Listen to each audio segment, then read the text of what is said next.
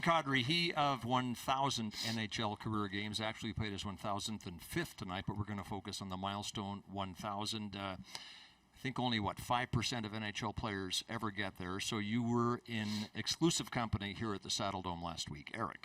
Take us through what that meant to you, that whole celebration and the lead up into it.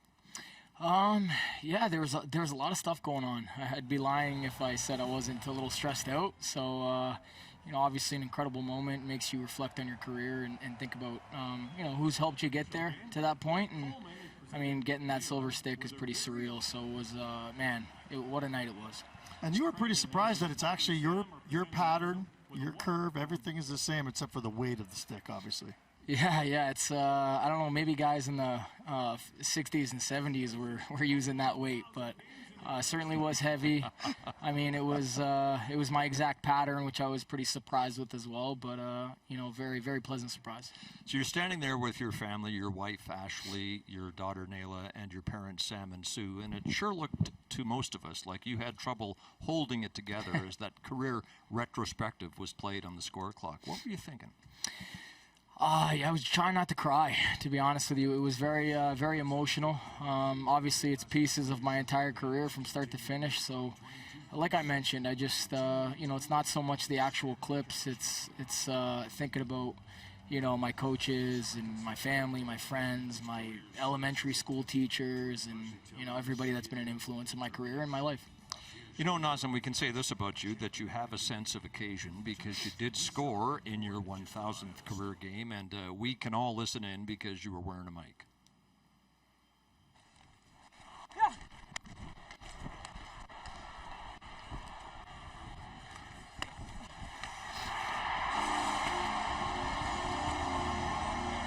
Great play.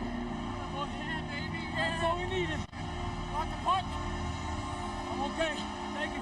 Okay, so in our never-ending search for hot take audio, I got to say that was just a little bit disappointing. I mean, the end result is Rasmus Andersson says to you, "Do you want the puck?" You say, "No, I'm okay." That's what we get when you score in your 1,000th career game. That's it. That's all. I mean, hey, it's obviously it was a big goal. It's not one of the biggest I've ever scored. So. Honestly, he got it for me anyways. I don't know what I was thinking. I was just thinking about the game. But could you tell I wanted that puck? I was calling for it my own end. So on that 2-on-1, Beezer made a great play over to me and just capped off an incredible night. All right, let's go back to the start of the night and the starting lineup, read beautifully by your daughter, Nayla. Mac and cheese, number 52.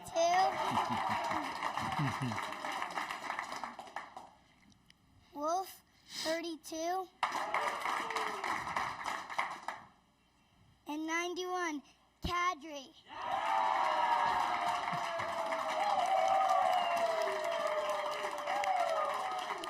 Obviously, that is a special moment.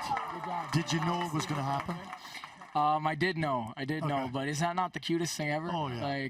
That's just incredible, and that was, it was so special the entire day. There's so many sequences that happened that I was just like, wow. But that was, that was number one for me. The post-game press conference, the scrum with you was a little different than we normally had. We had some guests kind of filling in between the media and yourself. Let's show that because I thought that was pretty special too. Here, one more, two more. Get in there. All right, I guess. Ow, my hair! Do you have any questions first? No. Why do you skate so slow? It's your niece. That's why Aya, she right? got me. She's always chirping me. I don't know why. She was holding the flag. Well, she's not afraid to ask the tough questions, and I'm pretty sure we're going to be hearing from Aya at some point in this business. The putter, Eric. The putters. This was such a surprising and nice touch. All your teammates got putters. Scotty Cameron, beautiful putters to commemorate the event. Two questions. One, is it a commentary on how they all need to be better putters? And second, did you consider at any point in maybe giving a few to the media guys? First part of the question, definitely. A majority of these guys in that dressing room need help on the greens, so that was one thing that went through my mind. And honestly, I had a nice golf connect. I figured it'd be something different and something unique. And memorable, just like, all those guys made it memorable for me, and I felt like I should reciprocate. But it was an expensive day for me, so unfortunately the media didn't get any, so they got shafted a little bit. It's too bad. Yeah, You have to that's wait for the next one. I thought it was interesting, though, Kuznetsov had been called up that day, and you still managed to get him a putter. Yeah, what a guy. You have some sweet connections in the Yeah, world. no, I'd say it's everybody's part of the team, and they came out on fire for me, so I appreciated that. Nazem, your book, Dreamer, My Life on the Edge, came out a year ago last month. It is the inspirational story of the first Muslim player to raise the Stanley Cup and the odds you and your family beat to get you to the NHL. How's the book doing? Book's doing great. Who would have thought I'd be an author? Gonna be doing better now. Much better now. So make sure you get your copies. But of course, it was what a great process to go through. I mean, I'm gonna be honest with you, it was a little challenging, especially the audio book was probably the most challenging thing for me. Is I don't know how you guys are locked up in studios all day. I was driving myself crazy, but what a treat just again to be able to reflect on my career and gave a lot of shout outs in this book, deservingly so. I was thinking of a slogan that you could use to sell the book. If you don't buy this book, you can kiss my ass. Well done. That's Hell a reference. yeah. That's Hell a reference to your on ice commentary like on the that. night that you won the Stanley Cup with Colorado in 2022. Good when man. you said that of people who might have thought you were a liability in the playoffs. Eric. You write in the book extensively, of course, about your family, your family's history. And your father, Sam, had a very famous story by Brian Burke. He likes to tell the odd story about you, about how your father, came up to him at the draft and said, if my son gives you any trouble, punch him in the face and give me a call. When I talked to your dad, Sam, last week, I said, did you actually say that? He said, I said slap. I said slap? But I guess the question is this, your dad, talk a little bit about how he's impacted your life and your career. Yeah, I mean, obviously in a very positive way. I think that's a true story. He did say that to Berkey, and Berkey just ran with it. He loved it. He loved it. So he tells that story to this very day. I think it's probably one of his favorite stories to tell about me, along with probably a handful of others. But instrumental in my career, obviously getting me to initially play the game of hockey. And as you hockey parents know out there, it's very, you got to have a lot of discipline as a parent, not only as the child, but as the parent as well. Have a lot of discipline and commitment to be able to, give your kids that opportunity. So very, very thankful for that.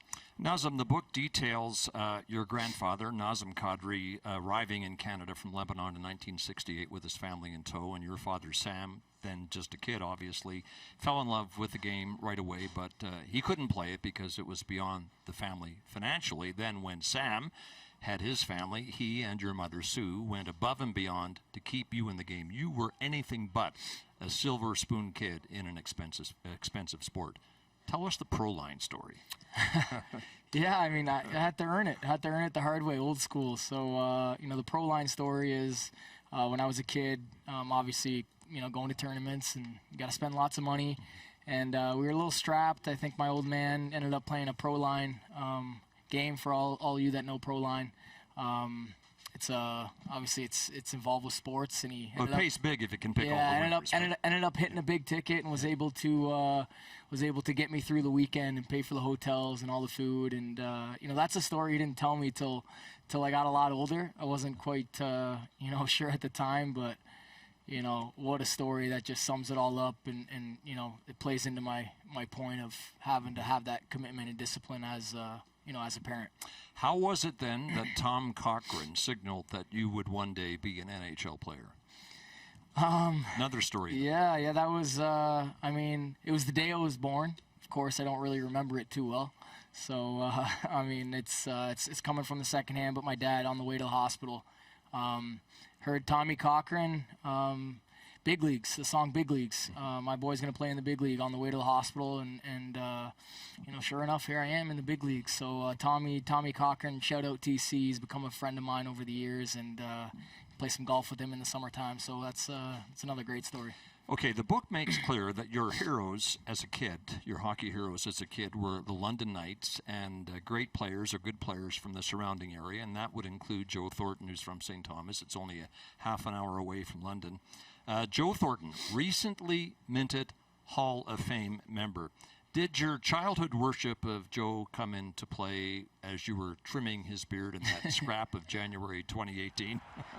Yeah, I mean, hey, who would have thought? That just goes to show you. That just sums up my career right there. It's, that was one of my favorite players. Next thing you know, I'm scrapping him. That was opening face-off of the game. I was practically just coming off my nap, and Jumbo wanted to scrap me. But, he was, what a competitor he was. Recently inducted to the Hall of Fame. So there's the beard. Yeah, that did not feel good in my hands. Let's put it that way. Well, and, I loved your post-game reaction. Somebody asked you about it, and you said, I don't know what happened. How should I know? I'm not a barber. I'm a hockey player. You know what? Joe does a pretty good job grooming that thing, so I think hopefully it was clean.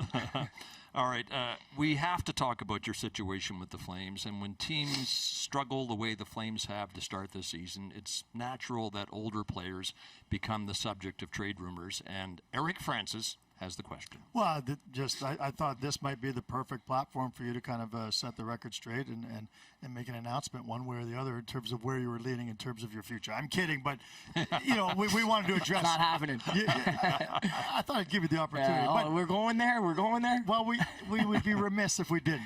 We'll just throw it to you. You're so good at Thanks, being in the spotlight, answering the tough questions. Nothing phases you. Go ahead and tell us what your thoughts are. Well, I appreciate the heads up too, and I understand you guys got to ask those tough questions. But at the end of the day, that's just the nature of the business, right? I mean, it's you win, talk about who's coming back. You lose, they talk about who's going. So that's it's relatively simple in the sports business, and that's just a business about getting results. So. Obviously, as a player, it's hard to, or it's easy to get distracted by that. But, I think for me, I always tell myself to try to be in the moment and stay in the moment and give everything I got and get ready for tomorrow. By all accounts, both your parents told me you're thrilled. You love Calgary and you love being a Calgary Flame. I sure do. I mean, these fans have been nothing but great to me, and the organization has embraced me. So, obviously, it's pretty early in the season, and we'll have to cross that bridge when we get there.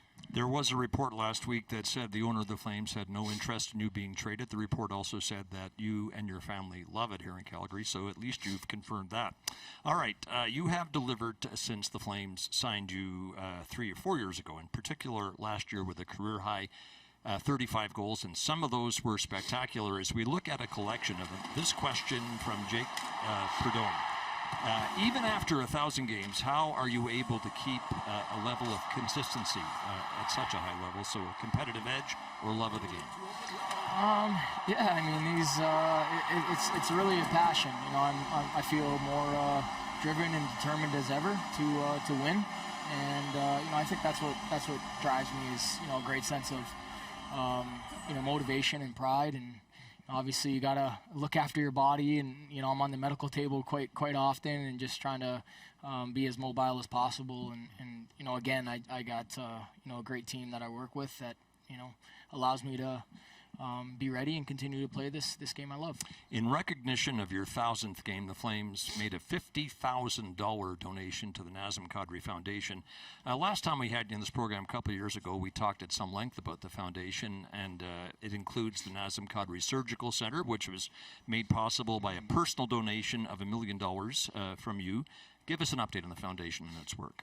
Oh, yeah. I mean, these are great clips. I'm happy you guys threw this in there. So, obviously that's something I hold close to my heart. Nazem Kadri Foundation was started nearly when I came into the NHL, and that's one of the things that's grown and that I've become most proud of. So, shout out to the committee back home. I know they'll be watching this, and anything we can do to help out is done. So a great team, and I'm just thankful and I have a lot of gratitude to be able to have that platform to do something like that. Well, it's great work. It includes Ronald McDonald House, food banks, hospice, all worthy causes. You're making the world a better place. We'll finish with this. When it became clear around London, Ontario, that you were a special hockey player as a kid, you acquired a nickname. What was it? There's a few of them. Phenos, Nazem, the Dream. Nazem the Dream. Yeah, the Dream. That's actually one nobody could pronounce my name. Yeah. Nobody knew how to pronounce my name, and everybody, would play that spin on it. So, obviously it doesn't quite rhyme, but Nazem the Dream does. Yeah, that does, Yeah. but that's not my name. You should you should have stuck with it. Yeah, but I mean, I continued to keep the dream, and most people seem to like it, and I don't mind it either. All right, perfect. That's where we'll leave it. Thanks, Nazem. All right, thanks, Good to have Scott. you on the Appreciate program. it, man. Thank you. Nazem Kadri, 16 seasons, 1,000 NHL games, and now he's working on 2,000. He was our guest, and after